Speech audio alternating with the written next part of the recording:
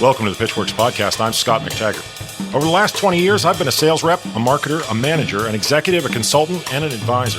This show is designed to give you access to my list of contacts so that you can learn more about how to present your ideas at work and succeed in your career. Startups and salespeople, marketers and managers from the Epicast Network in Pittsburgh. It's the Pitchwerks podcast. So before we went live with our product, I made a huge mistake, right? I was building a product for their clients, but their clients aren't my customer. Right. I overlooked the person that I was actually selling my product to, which is the funeral home. So we had to take a big step back, and at this point, like, we were already months in. I was going to ask, how much did you already burn? Oh, we were pretty far in. Yeah. Hey, everybody, it's Scott. It's Wednesday, and it's the Pitchwerks podcast. Thanks for tuning in once again. This week, I bring you Mike Stafiej from a company called PICLIF, who is in a business that you're not expecting him to be in, at least not, and not in terms of, what kinds of things we normally talk about. Mike is literally providing a disruptive service to the funeral home industry. And I know that that's not exactly what you expected me to say there, but bear with me. It is a very, very useful case study, and you're going to like it a lot. I would like, if we can, to shake you down a little bit and see whether or not we can get star reviews and ratings out of you this week. I know some of you have done that for us, but the rest of you, I'm hoping this is the week. I'm just saying. I'll never stop hoping. Give us a star rating. 5 stars. We think they're great people over there at the Pitchwerks podcast. 1 star. We think whatever the opposite of great people is. And then just tell us why you think that. Make sure that the internet knows what you think about this show, and it will help other people to find it so that they can get some utility out of it and maybe some entertainment as well. Check out the website at pitchwerks.com. That's PITCHWERKS. You'll find us also at LinkedIn, Facebook, Twitter, and Instagram. Anything that we would ever be talking about, you're welcome to join into the conversation. And that includes telling us what else you'd like to see on the show, what other guests might be useful, that sort of thing. So without any further ado, let me introduce Mike Stafiej. PICLIF is the company. They're based right here in Pittsburgh. All right, Mike Stafiej, PICLIF. How are you doing? I'm great. How are you? Well, I got to say, the show's getting kind of interesting at this point. We're gonna take people. We're gonna throw them for a weird loop this week. Yeah. Yep, it happens every day of my life. Yeah, I'm sure of it. Right. Well, let's let people in on exactly why. Tell them what you're working on. So we have a product that is sold to funeral homes. So I'll give you my sales pitch that always shocks the hell out of regular This is the real people. pitch now. No, I'll give you my, I met you at a bar and somebody says, what do you do? Okay, good. And because I've been actually advised that this is not the best way to introduce it, but I think it'll be good for your show.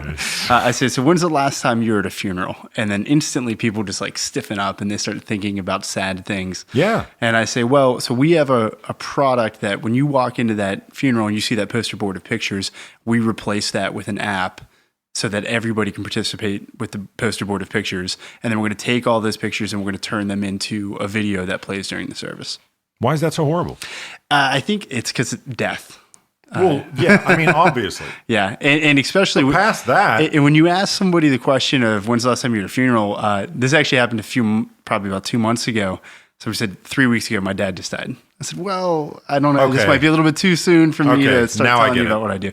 Yeah, so I'm new to the death industry, right? The death care industry. Please, we've got to do something about that. Don't call it the death industry. Give it a nicer name, right? Yeah, here we are, just a couple minutes in, and it's like, well, everybody's already. Let me give you an advice on this one. Let me give you just a quick pointer on that one. They probably call it something like the bereavement industry, don't they? I don't think it gets much better than death care industry. The death care industry is terrible. Yeah, so I call it the hospitality business because that's. Everybody there is just trying to be overly nice at a tough time. Okay, so ready? I'm going to sit up straight. I'm going to behave. Ready?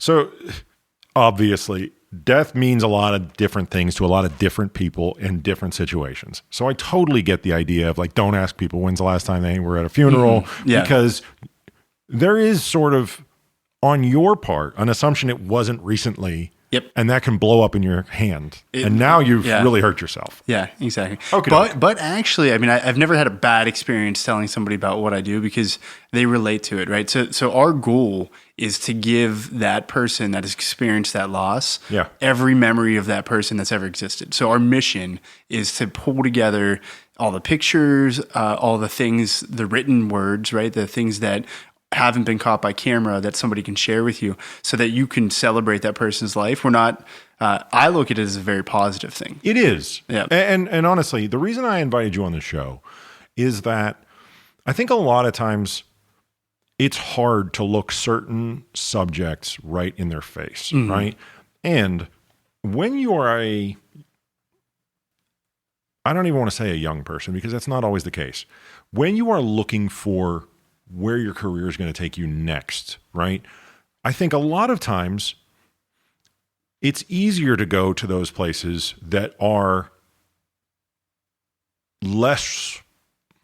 It's easier to go to those things that don't require so much explanation. How about that? Yeah. Does that make more sense? And it also, I mean, we're talking about a technology product in a very old industry, an uninnovated industry. Right. So to your point, I never would have thought that this is the direction that my career would have went. Absolutely. So I was at a trade show actually a couple of weeks ago, and I took a picture of the booth right before we set it up because in the background there's just like 50 caskets, right? Like somebody bought like half of the trade show just to display all their caskets. Yeah. And I said, like, sometimes in your professional life you don't know where you're going to end up, but I'm glad I'm here. Okay, but let's talk about the good aspects of it, right? Yeah. Because just because it's all good. No. I'm talking about when people are choosing their career path. Yeah. I'm saying like when people are picking it, anything that requires that level of explanation. And let's be very clear what that means. Why did you pick that is the native sort of like square one question. Yeah. And the good stuff about that is, to your very first point here, this is an industry that needs to be disrupted because you've got all this technology out there. There's no reason that the family can't coordinate and collaborate across great distances to do these memorials. Is that what we're calling them? Yeah, memorial videos. Yeah. So PICLIF is a memorial video product. So there you go. Otherwise, you end up going through a shoebox and bringing them with you 2 days earlier, and to your point, taping them to a piece of poster board. It's just not the same compared to everything else in your life. It feels lacking and less than. Yeah. And in that regard, I think there's no explanation required. You're doing a great improvement to the current state. You're giving them something that they expect but can't get. Yeah, and our benefit applies to both of our audiences. So our funeral homes are our customers. Yeah. But their customers, the families they serve, they're our end users, right? So we need to, in many ways, support both of them, but we solve problems for both of them. Your point there, hey, you're going to pick up a shoebox of pictures that you kind of get together because where do you have pictures laying around anymore, right? And it's one or two people doing that. At your mom's house, your dad's house, at Aunt Nancy's house, all these different places. And you're also making funeral arrangements, right? You have like a day or two to get this done, and then people are going to start showing up. So so that's painful in itself, and it's such a limited perspective. So I'd argue that doesn't celebrate that person's life the way that it could. It feels like a missed opportunity after you leave. Exactly. And you're not getting anything new out of that. You're just giving them the pictures you already had. So then the funeral home has a big problem here because now you dump 50 pictures on their desk. They got to scan them, or they got to give them the guy to scan. Now you have your 60-year-old funeral director making a memorial DVD. For somebody he doesn't know. For somebody he doesn't know. And then on top of that, you have a DVD. So what are you going to do with that? I mean, you're going to. You know what else scares me about this? Honestly? That picture is going to be such a valuable thing. You're not going to ever want to take the risk of losing it. Yep. And if the picture gets lost, it's going to have far more emotional impact at that particular juncture than it would at any other time. You can't replace it. So that's the problem we solve for them is think about how many people, let's talk about that one picture you're just referencing. Yeah. How many people walk into a funeral service and they say, I didn't know Uncle Bob was in World War II, or, that's a great picture of him. I didn't know that part of his life. And that picture is now like a trophy almost. So those people are never going to see it again. They can't take it with them. They're not going to peel it off the poster board. So what we're doing is we're saying, hey, put this in your pocket. Anytime you want to look at these great moments of Uncle Bob, It's there. And so we actually saw a really cool thing that we weren't expecting. So about 20 to 25% of the pictures added in our product come after the funeral actually happens. So, and we've even seen people document the funeral service itself, like when they're doing the... I wouldn't have seen that coming either. Never. But it's kind of like part of the mourning process, right? You have an ability to kind of keep building out their story. Yeah. So that's what we refer to as their life timeline, their story. So they keep participating in it. And especially all the people that come to the later services, they now realize they can be a part of it. So then they'll go home and then they find what they got of Uncle Bob and they add to it and whatnot. Well, especially if you couldn't make it. Yeah. If you're on the other side of the country, you're overseas. You're going to be racked with guilt if it was somebody that you really wanted to be there but couldn't. Yeah. Yeah, I get this. And I understand there are certain religious traditions where you have to bury somebody fairly quickly. Yeah. So this is all... I'm picking it up really fast because we're doing a lot of great business. But even not only how quickly they bury them, how they bury them. There's some that they have to do graveside services. A lot will prefer to be in the church and they won't be actually in a funeral home. So there's a lot of like logistics. And then when you're talking about a technology product, you got to account for that because these are your customers. That's what I was driving at. It's like, okay, well, how are you going to accommodate somebody who's got 800 people in a church because they were the mayor of this small town, right? Yeah. 800 sounds like a lot, but when you realize... And some of these funeral homes are massive. I mean, so they here in Pittsburgh, I'm used to seeing funeral homes built across the street from each other. Older houses and whatnot. They all kind of have their specialty audience that they're in. Yeah, you'll get that house for it, right? Yeah, that properly architected and then preserved, like Victorian home that has a great driveway. Yeah, exactly. The driveway is everything. So, but when you get out of Pittsburgh, that's not the norm. And in some of these, like you kind of forget the fact that those are a lot of mom and pop shops. Right? Privately owned small businesses in the literal sense. But when you go to these other funeral home chains, in a sense, they're still privately owned. But I mean, they're doing, they have 10 locations, all the complexities of just running a good business as well. And you got to fit into both of that. So it's tough. And it's, I bring that up because that's the thing that when you're looking at a funeral home, you're not thinking about at all. Well, the business how side would of it. you? Yeah, because you're not in that world. Your head's not there yet.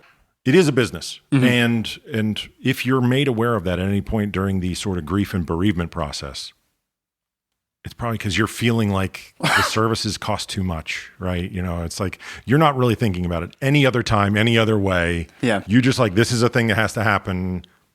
I'm not even sure you care unless there's a tradition in your family to go to a certain place, right? Yeah, and you bring up a really good point there. Like you don't realize it's a business because they're so accommodating and they treat you so nicely. That's why I called it the hospitality business earlier because they're there to make you to take care of everything you need them to take care of. They're almost like consultants. If you look at it, that's how I look at them. They know everything that needs to be done and they're going to make sure this is the best experience that it can be. Right. For what it is. So to your point, they keep that all, behind the scenes, you have a salesperson, you have a marketing person, you have a VP of operations, like you have the team of people that you'd expect in any other business. And that's what I wasn't prepared for when we jumped in to start dealing with funeral homes, right? I was like, I'm going to sell to a bunch of guys where their grandpa owned it, and then they took over the business. But those guys are actually starting to take over. They're taking over, but the industry is in a really interesting transition. So this is part of the reason we picked the funeral home industry. So you mentioned this earlier, so I'll just jump right in now. So it not only is it an uninnovated industry, because technology, you don't really tie those two together, but it's ripe for technology because you have baby boomers that are now at the age where they're either going to retire or themselves not be with us anymore. And they're handing it, the entire industry is handing down to a younger generation, whether it's in their family or it's just like the next line of people out of mortician school, which is a thing that. No, of course. Yeah. But here's what's interesting, right? To me, at least as an outsider, and it may have been interesting to you when you started on it as well, is that there's this weird balance of what's too slick, right? Like, absolutely. And maybe it's our Pittsburghism, right? Like we're kind of born and bred conservative. It's a very sort of like, it's a catch-22. But the thing have a story that goes with this, but the thing is that the way we live our lives has changed so much that is affecting how we interact with everything, including death. So think about if I wanted to share a picture with you. Let's oversimplify this. Yeah. No. I like exactly where you're going right now. I'm not gonna print the picture and then mail it to you. Yes, that would be ridiculous. There is a process that's accepted on a basic level now. Exactly. So in our audience, the people I get pushback from funeral directors, right? They say that, hey, I don't know if this is really the right thing. I say, who's in the arrangement room with you? Who's setting up making the call on what they're going to use? I said, they're like 50 years old and their parents usually passed away, maybe or 45 to 55. I say, that's the fastest growing demographic of Facebook users. Yeah. These people have Facebook on their phone. What do you think they do with pictures when they take them? They're not printing them and then keeping them in a photo album. They're putting them up on Facebook. They're sharing them with their friends and family. Are you basically saying that there's a conflict between what we think these people will do and what they actually do? I think there's a conflict between what some people in the industry think they'll do and what they'll actually do. And that's a big barrier to break, right? It's hard, especially because they're the experts. I'm the guy that's coming in and like, look, I'm not only am I a really good looking young guy. Oh, but, that's what they keep telling me. Yeah. But I mean, they say, okay, hey, like, look, this is our space. And I absolutely respect that. But I like to, there's a lot of progressive funeral directors, and when I tell them about PICLIF, they get it instantly because they know it's about the experience that they create. Yes. It's not about, hey, I'll fill out all the paperwork for you. It's, hey, this is a hard time in your life, and we're going to create an experience that's going to be impactful for you. It's going to help you send off your loved one the way you want to send them off. And our product fits into that. I mean, we're creating that experience. So what is the real go-to pitch that you use? If you're, say, like in the trade show booth and somebody's coming up to you and they kind of have that quizzical look on their face like, okay, I can see that you've got monitors, but I don't know what you're cooking here. Yeah, absolutely. So before we went live with our product, I made a huge mistake, right? I was building a product for their clients, but their clients aren't my customer. Right. I overlooked the person that I was actually selling my product to, which is the funeral home. So we had to take a big step back. And at this point, like we were already months in. I was going to ask, how much did you already burn? We were pretty far in. Yeah, it's a common mistake. So I made a great move. I built my team up in a way of really talented people that were able to kind of open my eyes to some things. And they said, hey, like you got to solve these problems. Like if you're going to sell a product, you got to know what you're selling, what value you bring to them. I'll give him a plug. Skip Smith, he's a great guy. He kind of reset me a little bit. Skip Smith, he's on the team now, or he's somebody that you brought in from the outside as a consultant? So he's the chairman of our board. So he was not part of the original team, but before we went live, talking to a guy like that, I realized, I said, man, this is somebody I need to build the kind of business we wanted to build. So I love this. Yeah, so we got him, and then before I get into the pitch, I'll finish this story. So what we ended up doing was we surveyed 7,000 funeral homes. So we put together a survey. We asked them a bunch of questions. We gave away an iPad Pro, and nobody had any idea who we were, where we were coming from. We were asking them simple questions. Do you have a TV, right? Do you have Wi-Fi? Oh, hey, do you make DVDs today? Do you make videos? How long does it take? Do you have to scan pictures? Things like that. And so, let me stop you. You had 7,000 outs or 7,000 that came back? I had 7,000 out, and I had about 800 that came back. That's tremendous. Yeah, 800 back. At that point, you've got a great idea who to go after and why. And then here's a tip for everybody listening. The last question is, can we contact you outside of the results of this survey? And like 60% of people said yes. So I immediately had a lead list that we were chasing down the second we launched. Can I just speculate though? It's probably because they're not being hounded by too many new products. Yeah, they've got the bandwidth to talk to vendors. Most of the people responding, your average funeral home, they own it, right? Like the person writing back, this isn't some low-level guy in a part corporation. of a cast of thousands, right? He's drinking his coffee, said, now I got an email. Yeah, sure, I can win an iPad Pro. I'll respond to it. So I think the audience was more accepting and more willing to share the information that we were asking for. But that's a key characteristic of something that can be disrupted, is that the person receiving the message has the time to actually absorb it. Absolutely. When you get into a place where they don't have enough bandwidth to pay attention to the really good pitch, right? You're now in a place where you basically have to buy attention. Yep, absolutely. And you got to beg for it. And you got to hound them down. Your costs go way up. So the thing that we realized right away is, hey, people were out there trying to solve this problem already with things like DVD products, which we knew, but it takes them way too long. So even like we have the closest thing to what you call a competitor, right? There's a few of those out there, some DVD products and whatnot, and they would say like, hey, it's very easy to use, but it takes way too long. 2 to 3 hours. Most of them said 1 to 2, but some of them were even 2 to 4, right? So when most of the country is responding back saying it takes us 2 hours just to build this thing, and it takes us another hour or two to scan in the pictures.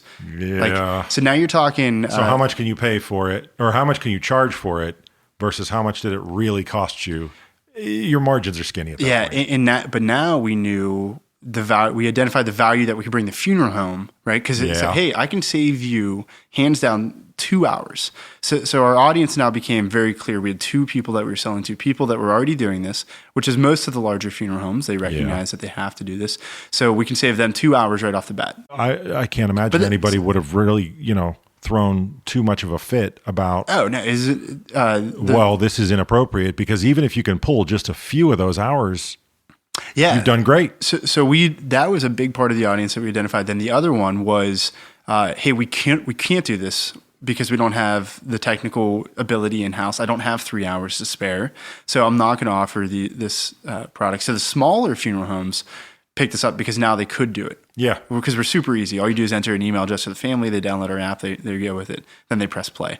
So, and then the bigger funeral homes started saying, like, which we did not expect right away, hey, you can save us 2 hours of service, and I'm doing 40 a week, so you just saved me 80 hours a week. That's 2 people that, I'm not saying they got rid of them, but they can now reallocate those resources to tackle a lot of those things, people are doing more than 40 because it's a family-run business, and they're trying to do what they can, to not pay overtime and whatnot. So the guy who's supposed to be working a regular job is working 60 hours. So exactly. So this all builds up into how we developed our pitch, which was really well received. And so we launched our beta, and one of the guys, one of the funeral directors said to me, I said, well, what did you think? It was his first one. It took me 60 seconds. It was super easy. So now our entire pitch is based off of that feedback. Is 60 seconds. You could have a memorial video created by the funeral home in 60 seconds. Yeah. So when we pitch the funeral homes, and the cool thing about our product is I believe the pitch 110%, right? Yeah. I don't have to say something that one of the great blessings of entrepreneurship. Yeah. Is you can say what you mean. Yeah, exactly. I don't have to say anything else. But so I say, when we developed PICLIF, we built it for 2 people. We built it for you as a funeral home. We wanted to solve as many problems as we can and make your life as easy as we could. And then we built it for your clients. We wanted to give them the most impactful experience they could get inside your funeral home. So that's how I start every sales conversation. And then I say, here's how you do it in 60 seconds. Super easy. Yeah, we get it. And here's why it's so impactful for your families, because now they're going to see pictures they've never seen. They get to be part of the process. They can keep this in their pocket. So we ask people all the time that when they say, we do DVDs, how many DVD players do you have in your pocket? Right. Well, I don't have any. Well, everybody has a movie player. So our memorial videos they're taking them with them. So the hard question is, when you're doing these things, right? It's very easy to do you and like maybe 5 people that you have within arm's length.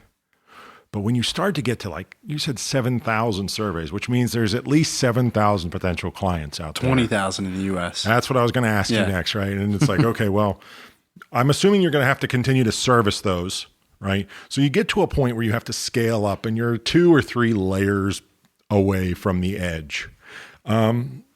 Do you have a plan for that level of growth? You have to be right on the cusp of needing that plan. Yeah, and so this is something we're living and breathing every day right now. Right. Like this issue. And let me give you a compliment. I think your pitch makes all the sense in the world, and it's one of the reasons why you're on the fast track. Yeah. Right. And the next sort of monster that you have to fight, is, okay, is success going to be our worst enemy?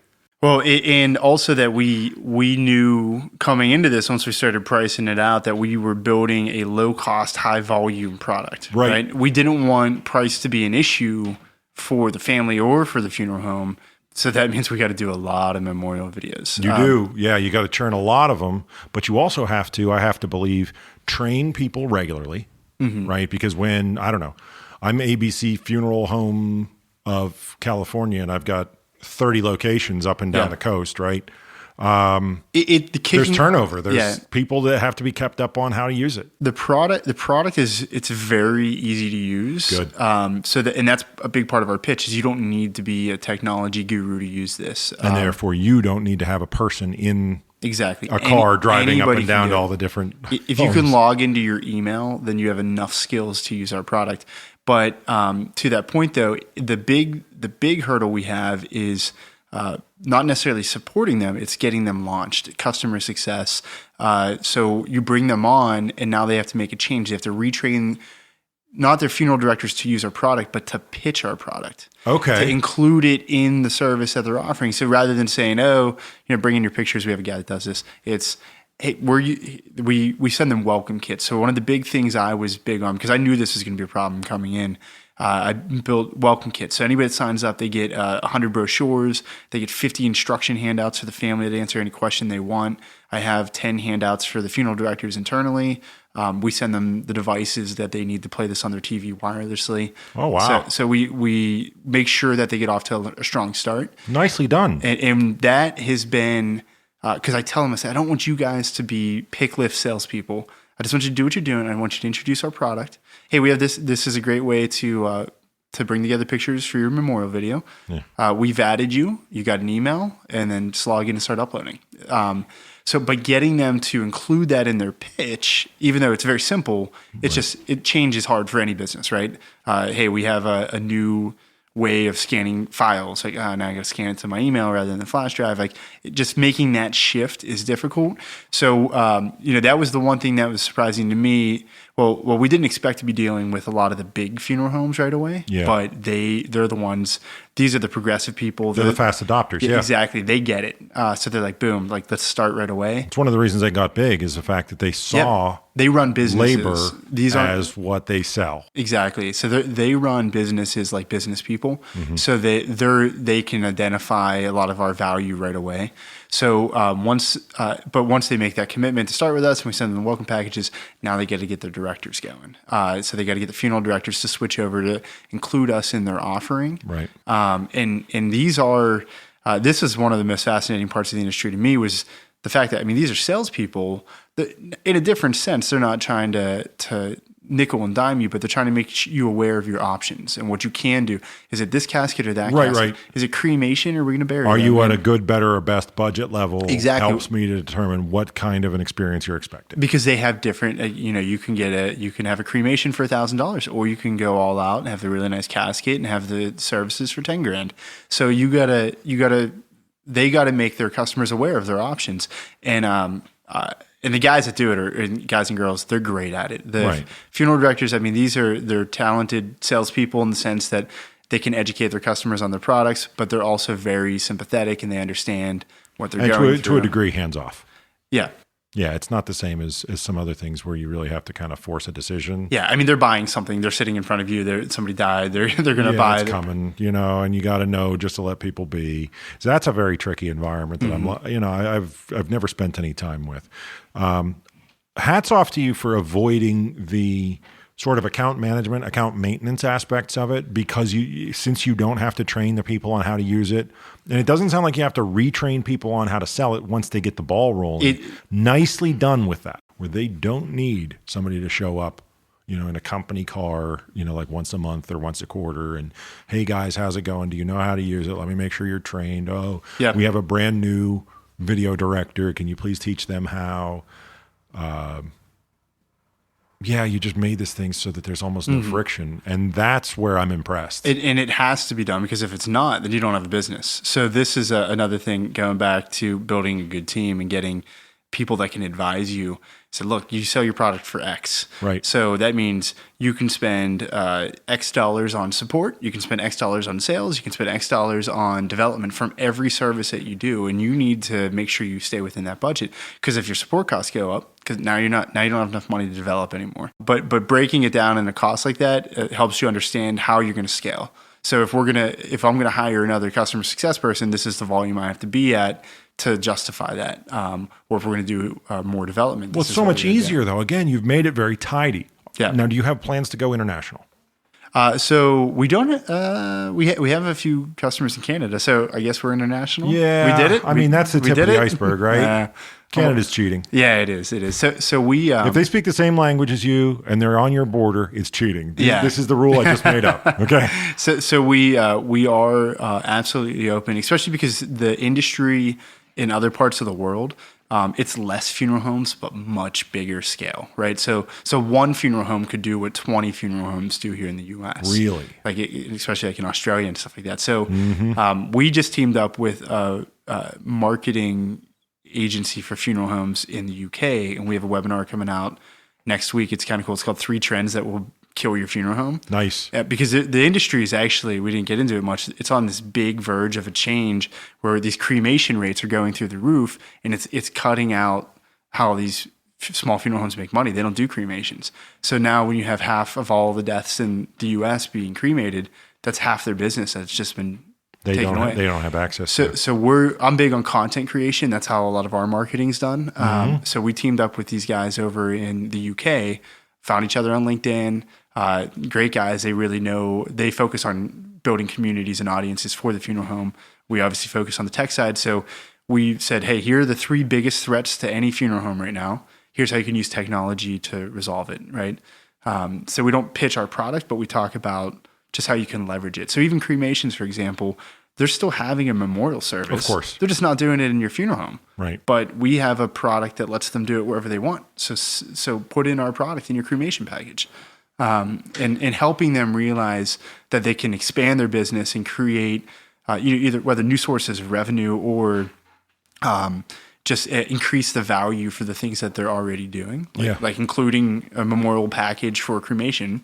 Sometimes people need money to start their business, and before they can have the money, they need to tell the person that supplies it, absolutely, how do you get your money back out? Yeah, when we started a business, we said, hey, these are our goals. This is where we're going to build the business to be, and there will be an event at this time. Right.